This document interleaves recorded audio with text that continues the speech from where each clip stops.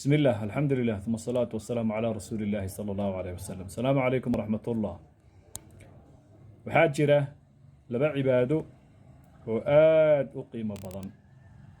وأن ربما مانتينان دقيقة داير كسو كوابو عبادة كواد واللبا ركعدود السنة كهر ري صلاة الصبح قفكو ينو تكدو وصلاة الصبح حوغا كهر وكعو قفكو si uu labada ragcadood oo sunnaha u tukado nabigu wuxuu leeyahay sallallahu alayhi wasallam rak'ata al-fajr khayrun min ad-dunya wama fiha labada ragcadood ee salaada fajr ka horeeya waxay ka khayr badan yihiin adduunka iyo waxa ku jiro dhan bimaana waa laba ragcadood oo aad u khayr badan labadaas marka qofka muslimka waxa la rabaa inuu ilaaliyo oo uu ku dadaalo oo salaada 20 daqiiqo ka hor uu tooso si uu labada ragcadood u tukado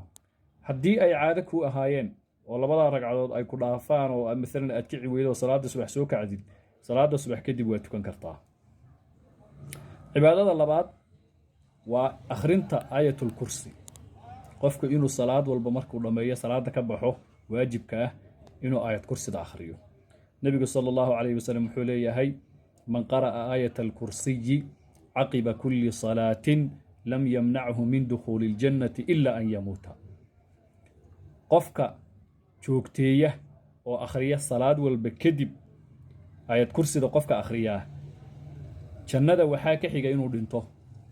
يعني مركو دنتو جنة واقلية قفك آيات كرسي دا دائمة وأعظم آية في كتاب الله وآيات آدو قيمة بضن توحيد كهر ليسا مركو قفك إنو الصلاة والبكدب أخريوه aad bay u qiimo badan tahay ajir weyn waa laga helaa. Assalamu alaykum wa rahmatullah.